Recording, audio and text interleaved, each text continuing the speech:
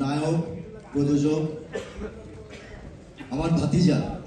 আমি জানি না ভাতিজা বলার পরে তিনি মঞ্চে উঠে আসবেন কিনা, নাকি তার নামে তাকে আমার ডেকে আনতে হবে। আমি তো অপেক্ষা করবো আমার ভাতিজা কখন মঞ্চে আসবে। আমি যে তার চাচা সেটা সে প্রমাণ দিল। হেলাল খান আমাদের সবার প্রিয়।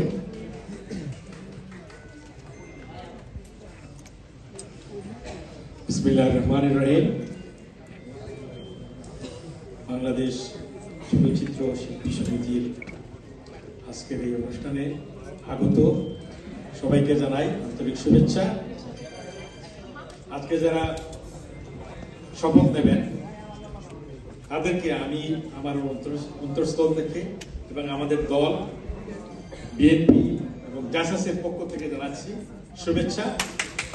আগামী 2 বছর আপনারা আমাদের চলচ্চিত্রের জন্য কাজ করবেন।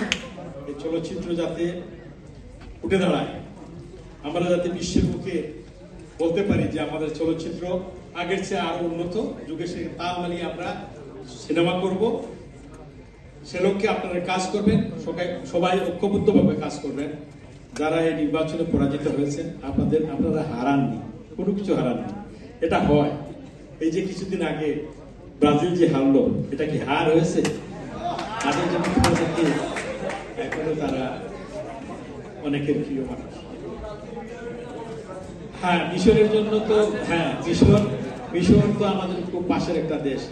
আমি তো মনে করছিলাম যে মিশর মনে হয় জয়ী হয়ে যাবে, যদিও আমি আর্জেন্টিনাকে সারা জীবন সাপোর্ট করে আসছিলাম, কিন্তু গতকাল তারা জয়ী হয়েছে। আমার কাছে মনে হয়েছে তারা জয়ী হয়েছে।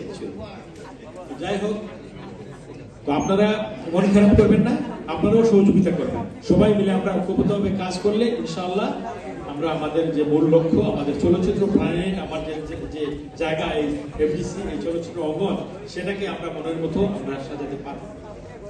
যারা এই নির্বাচনে অত্যন্ত পরিশ্রম করেছেন, বিশেষ করে আমাদের লিপি ভাই, নির্বাচন কমিশনার কর্তৃকে দেখেছি, ফসল ভাই দেখেছি, আমাদের বিশ্বাস সৌদাগর দেখেছি, আরো ছিলেন অনেকেই। তাদেরকে আমি নিশাব ভাই ছিলেন, তাদের সবাইকে আমি জানাচ্ছি অত্যন্ত সুন্দর একটা নির্বাচন আপনারা প্রেজেন্ট করতে পেরেছেন। সেজন্য আপনাদের সবাইকে সকলের পক্ষ থেকে, আমাদের সকলের পক্ষ থেকে জানাচ্ছি ধন্যবাদ। আপনারা নির্বাচন দিয়েছেন। আপনাদের সকলের কাছে আশা করব যে আমরা এখানে আসব, আমরা যারা এখানে আসি, আপনারা পরিবেশটা এত সুন্দর করে রাখবেন।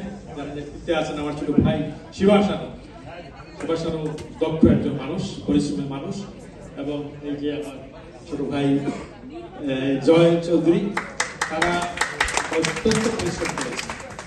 আশা করছি তারা যেরকম পরিশ্রম করেছে নির্বাচনের আগে, এরকম পরিশ্রম তারা চালিয়ে যাবে যতদিন তারা থাকবে। এই 2 বছর, আগামী 2 বছর নেতৃত্ব তারা থাকবে। তাহলেই কিন্তু আমরা বুঝবো যে তোমরা মনে প্রাণে ভালোবাসো চলচ্চিত্রকে। নির্বাচনের আগে উপরে যেন চেঞ্জ না দেখি, কাজে কর্মে থাকতে হবে আগের মতোই সক্রিয়। সেই আশা ব্যক্ত করে আপনাদের সকলকে ধন্যবাদ জানিয়ে আমার কথা বলা শেষ করছি। আল্লাহ হাফেজ। বাংলাদেশ জিন্দাবাদ।